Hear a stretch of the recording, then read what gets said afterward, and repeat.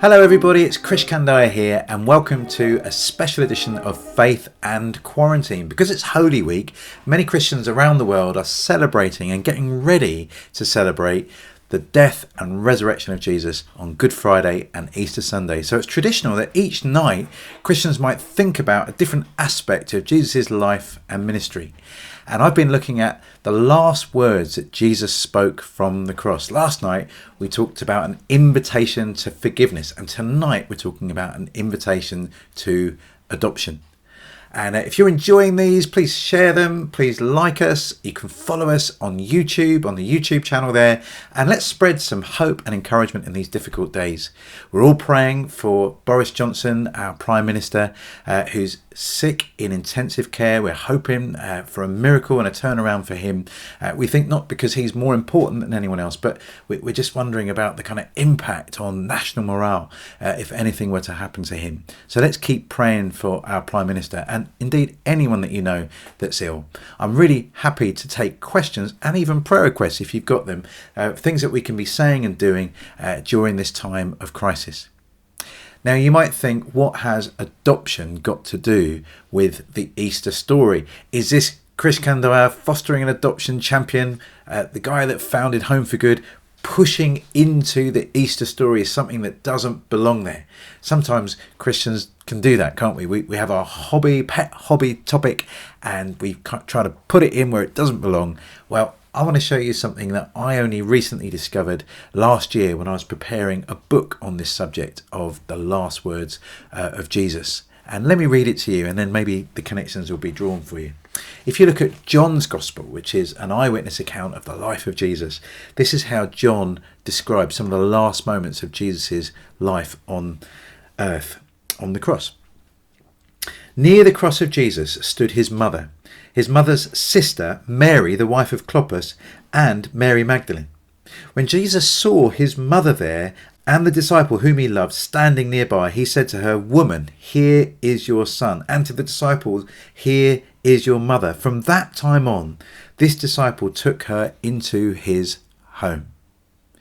I love this episode. I love it at so many different levels. Jesus is dying on the cross.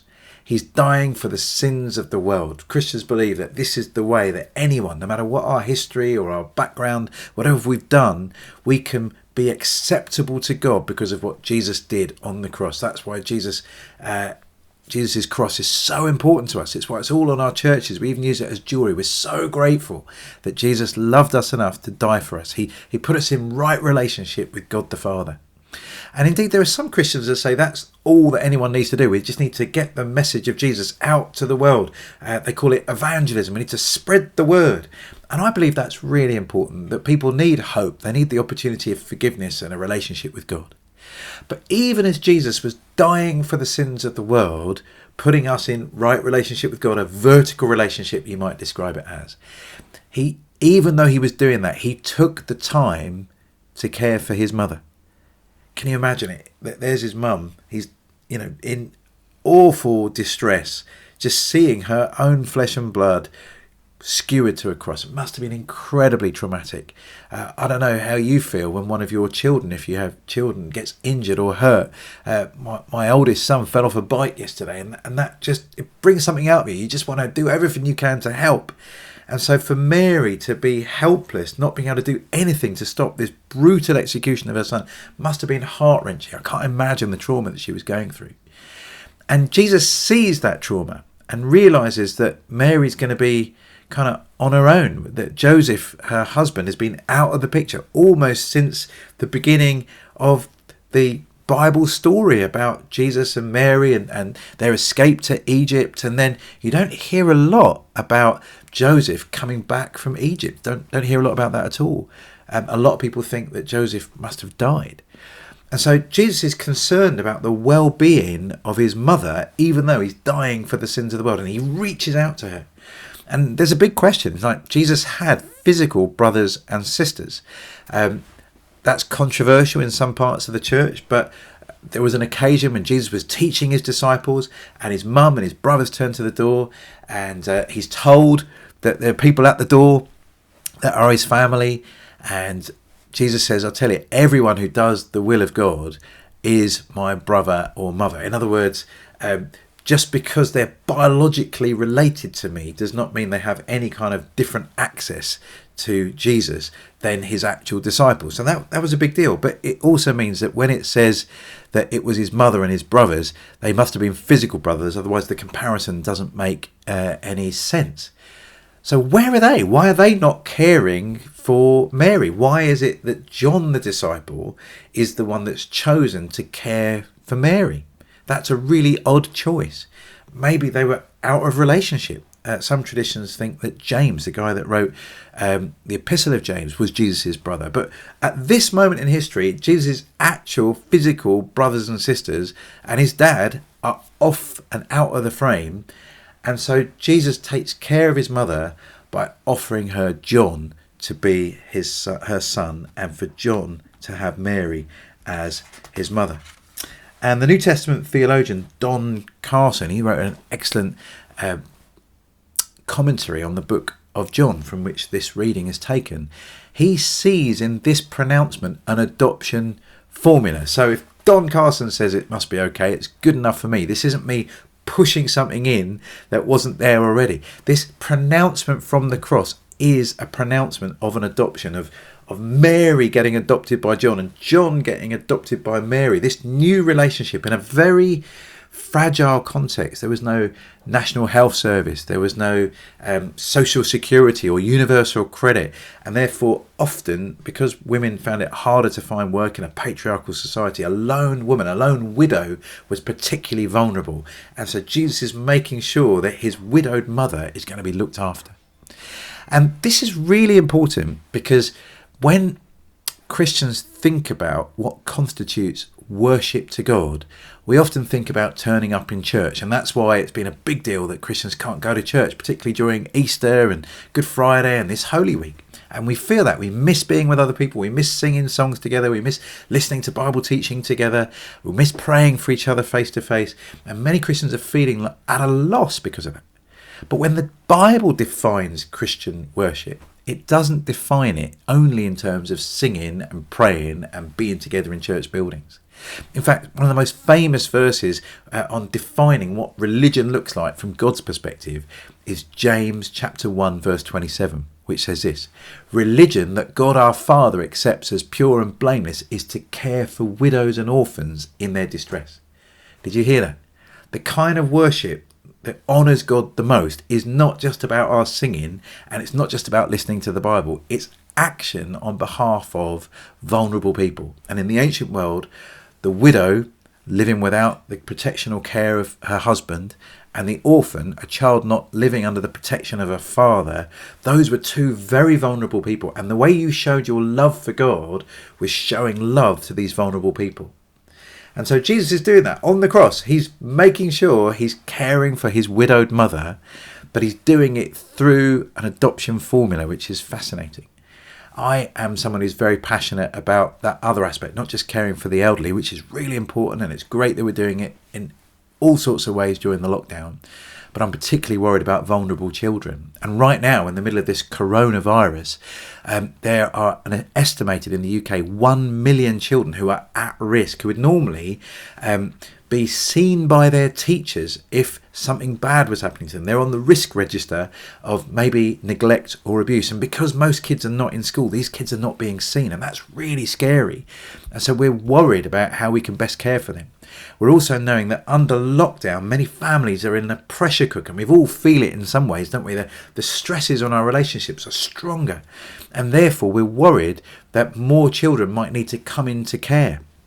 We're also worried about children who are being looked after by older foster carers and older members of family. So some kinship care is happening from grandparents who are in the at-risk group of the virus. So we've seen just a lot of pressure on the system that means vulnerable children might not get the care that they need. And so my charity, Home for Good's been working hard to pilot a fast way that we can find new foster carers. We've been doing it in Bristol, and in just a couple of weeks we've found, I think, over 23 families have come forward, and I think it's 6 or 7 have already started the process to be approved to be foster carers. And they're doing this at lightning fast speed. Instead of it taking months to do it, they're doing it in weeks, which is a little bit like training Spitfire pilots in the war. It would normally take years, but they had to do it in months. So this is an emergency, and it's been amazing seeing members of the public, members of the churches stepping forward to care for the vulnerable in this time of need.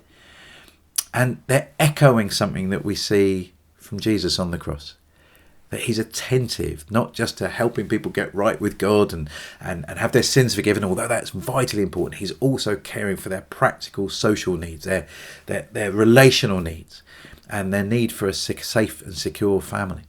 And so Jesus pronounces this adoption from the cross.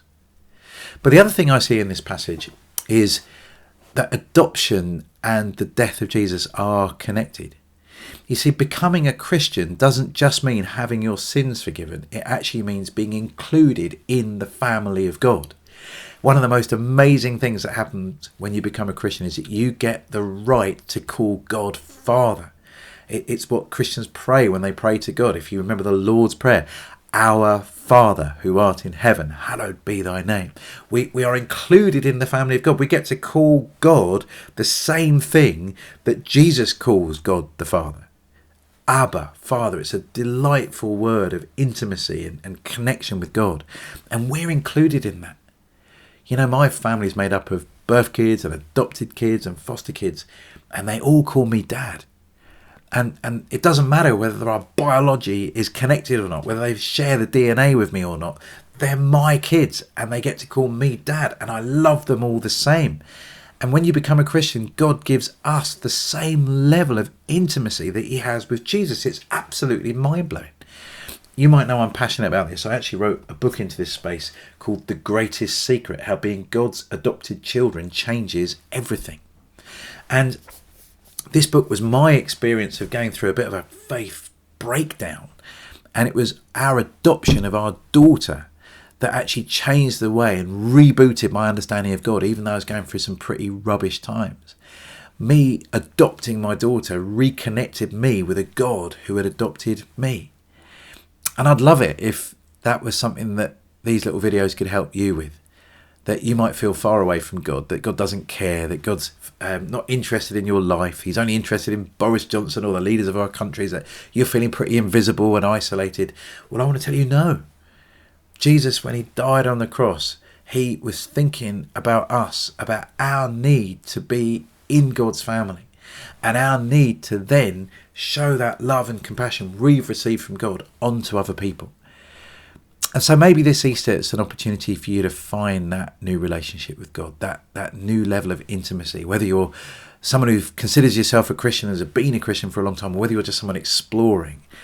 This is the depth of relationship that God wants to offer you, to be his adopted children and then to show that adopting gracious love to a world that's in need. Friends, I hope these videos are helpful. I'd love to hear from you. If you've got questions or comments, please leave them below. And looking forward to tomorrow when we're looking at another invitation that Jesus makes to us from the cross. Thanks so much for listening. Bye-bye.